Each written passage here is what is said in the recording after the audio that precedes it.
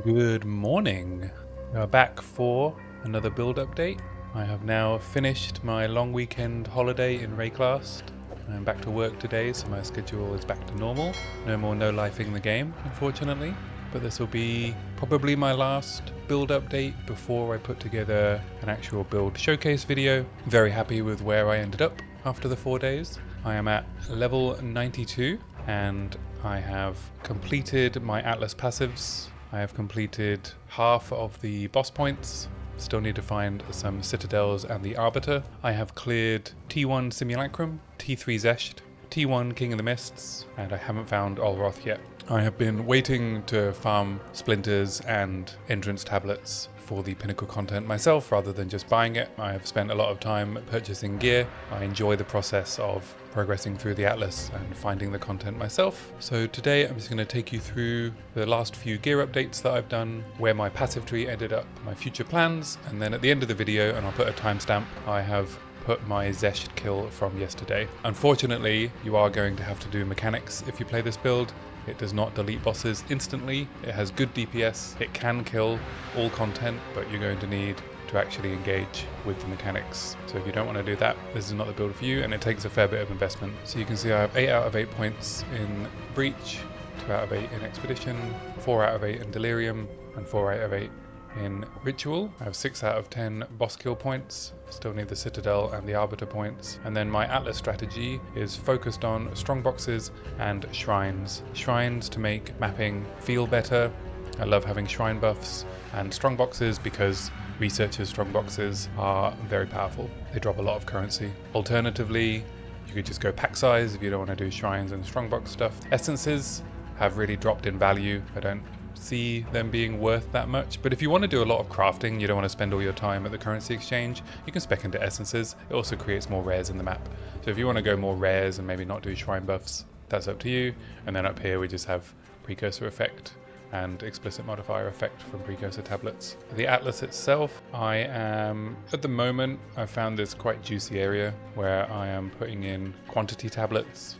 So I'm going to farm here for a little bit, and then I'm going to go in search of my citadels. Corruption zones I ended up finding after really struggling. I had moved 5 screens away north and not found any more corruption zones. So I ended up just really searching through the mist for towers that had the little tendrils. If you're struggling to find them like I was, you need to look at each of your towers and see if you can see the red tendrils around them, because they've removed the glowing. Yeah, I can't find any. For this area, I think I'm going to try this like 3 tower setup. In my maps here that have 37. So if I can activate this tower without running through these maps, come around the back here over these mountains, activate this tower, and then I'll have like 60% quant here. That should be quite juicy. Gear updates. I am at 59% evasion. I am res capped and overcapped on fire and cold. 38% chaos res, 42% deflection chance, 32% fizz reduction from armor, 2300 life, and I feel tanky enough. I can eat most hits. I have only died to monkey slams. I have died quite a few times to monkey slams. I don't know why it keeps happening. I keep opening runestone portals, the essence boss in the unique map, and the monkey appears and slams, and despite me being slightly behind him, it still clips me and one-shots me. Otherwise, I do get chunked down to like 300 health quite a lot, but deflect and evasion are doing its job. When I'm in maps, cannibalism tops me back up. I do really need to find an instant recovery flask. I think would make things feel a bit better. I would go for instant recovery and increased charges for those emergency tons, especially in like pinnacle content. As you'll see in my Xesht kill at the end, there were a few times with his wind attack where I could have done with being able to instantly top up between the attacks to feel a bit safer. Otherwise I have herbalism and this recovers my life quite quickly. Gear. Crossbow is the same. Very good crossbow. You need crossbow with very high fizz damage to make explosive shot work as your armor breaker. My helm is the same. I decided I wanted to try and do the pinnacle content without going to the constricting command setup. If you find you are struggling on damage, then just do constricting command. Fit it into your build. I would still recommend getting deflection rating from somewhere and filling out the evasion in the rest of your build, because there's no point in doing constricting command and then dying immediately. This helm gives me quite a lot of defense defenses. That was one of the other reasons that I didn't want to switch out of it. If you want a bit more damage, more attack speed for your points, then you can switch this out. I bought a new neck. I spent 8 divs on this. I would have paid 10. It was listed for 10 divs, and while I was going and gathering the currency, buy it, the seller dropped the price by 2 divs. I would have paid 10. It's +3 proj, which the biggest bang for my buck in terms of money spent on improving the DPS, and did help with the highest tier of pinnacle content. All the other gear updates that I'll be making will be tweaking to improve either rarity so I can farm more, or maybe more defenses. Maybe at some point I'll succumb and play Constricting Command, but at the moment I don't have any plans to. Rings are the same. This ring could do with an update. Way too much fire resistance. I can replace it with one that has chaos resistance, maybe some more damage, maybe more rarity. You know, get a ring with like 40% rarity on it. We have this ring, could also be updated, but it's doing its job. It has good fizz damage, resistances, chaos res, rarity, mana. I could get one that has life on it and replace the all res with rarity, life, fizz, mana, rarity, cold res, chaos res, but my cold res is overcapped as well. There's some leeway here. Rizlath's Coil. This actually, another reason that I would consider going Constricting Command is that I could then use the Defy support, which makes hits while you're surrounded lucky, which makes Rizlath's Coil much, much more powerful. That's one of the reasons that I would go for Surrounded, more than the base stats on the tree. And then I did like a side grade on my boots because I wanted some more life. I got some extra mana from my update to my amulet, so I figured I could switch out the mana on my boots for life. These cost me like 15 exalts. They were very cheap because they're armor evasion hybrid, and that gear is not very desirable. If I were to change my helm, I would update this to like a 450 evasion boot with deflect rating on it instead of the fire res. Charms, I switch between golden, bleed, slow as my main setup, and then depending on the boss I have stun, freeze and ignite. Ailment immunity issue is still there. I got frozen in the Xesht fight. Thankfully it didn't kill me. Having charms available is going to be important for that passive tree. My main setup, concentration, culling strike, Zealous Inquisition really helps with clear speed. I forgot to put it back on after my bossing a few times, and I definitely noticed popping packs was a lot slower and I wasn't getting the chains. So with Zealous Inquisition, you are far more likely to get chain pops and clear, you know, entire breach screens, which is very satisfying. It's very similar to the old Herald chain procking. I have ended up doing some weapon swap points. It is a bit clunky still. I often, if I forget to hit reload when I've switched ammunition types, I find that it won't load. But I saw in the what we're working on patch notes today that the B patch for 0.3 will have a fix to weapon swap reload, which opens up the possibilities for using the 100 passive skill points. I will definitely be looking at that to see what we can do with this build or other builds with 100 skill points. I think it will open up some interesting design space. At the moment, I'm just using my skill points for area and fire damage for my clear, and then physical attack speed for my single target. Took all of these area nodes and these fire nodes, apart from this flammability one, which is not needed, and then I just went and grabbed like generic damage nodes. I haven't run the numbers on what would be the most point efficient use of these weapon skill points. I'm using 16 of them. So I've got some attack speed here, I've got 10% damage here, these damage nodes here, fizz damage here. The tree probably still needs looking at and optimizing, but I'll post a POB link below so you can play with it yourself. And do come swing by the stream and let me know if you figure out some updates. I'm keeping heavy ammunition for now. A slight upgrade to heavy ammunition would be Crushing Verdict, which is 50% attack damage in exchange for 10% less stun build-up. It requires suffering in many ways, MV suffering ire, so it's considerably more expensive to get 10% more damage on my neck. Yeah, POB will down below. Use it as a base for your build. Future plans. I'm still enjoying this build. It's still a lot of fun to play. The explosions are really satisfying from explosive shot. The single target is quite fun. It's using all of the gun types. We have the sniper rifle in HVR, the machine gun in armor piercing rounds, the shotgun in frag rounds, the rocket launcher in explosive shot. It's full fantasy gunfare. Going to keep grinding, keep farming, going to juice some maps. I'm going to go and find and kill all of the pinnacle content. That's the plan. T3 Simulacrum I think will be the most challenging of the final content. Maybe Uber Arbiter. That's just a mechanic check. I'll probably spec into Ignite immunity for Uber Arbiter. I'll have a think about what my next character might be or next build once I get bored with this, but I'm not bored yet, so I'll continue to play it. And then I would like to do a fresh start run on hardcore solo self-found at some point, either with this build or a different build. I'm going to wait to see what we get in terms of updates to the patch from GGG. They're still tuning things. They're reducing the damage of Abyss. They're fixing some of the challenging aspects of the new bosses that I think would end up with a lot of hardcore one-shots if you're not just spec'd massively into defense. But that's it. That was my update for today. I'm going to go back to my normal streaming schedule now. Monday to Thursday, 4 p.m. till 7 p.m. UK time. Sundays, 1 p.m. till 7 p.m. UK time. And now I will leave you with my Tier 3 Xesht kill. So enjoy and good luck.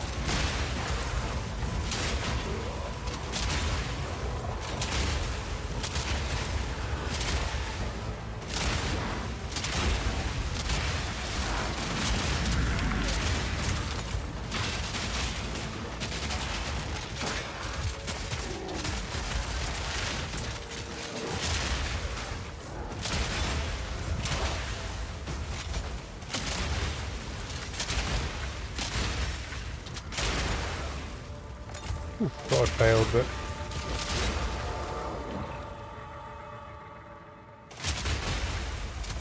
we're okay, I think. The timer's gone, so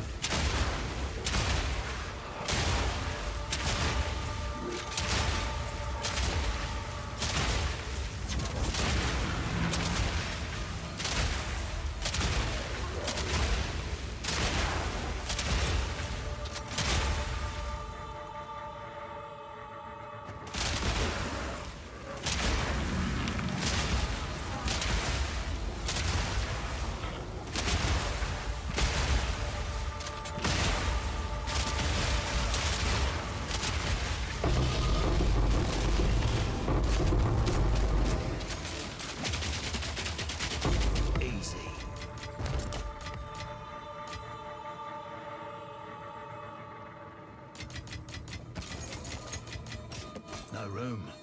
dang,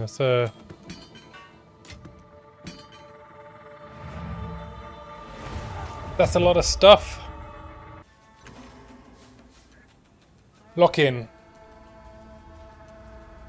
It's just Xesht. Done it before. Obviously you've done it with AK Energy Shield.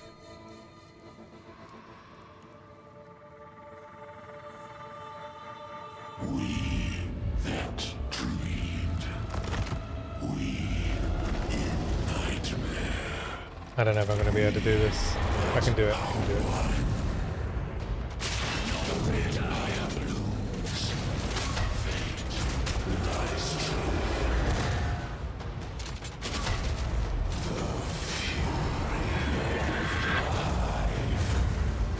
Fuck.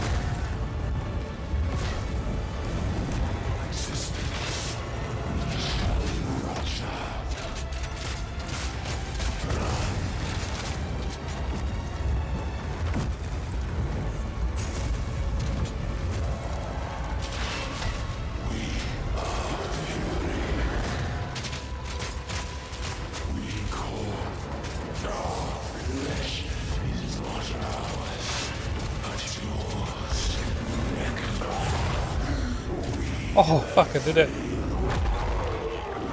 Oh.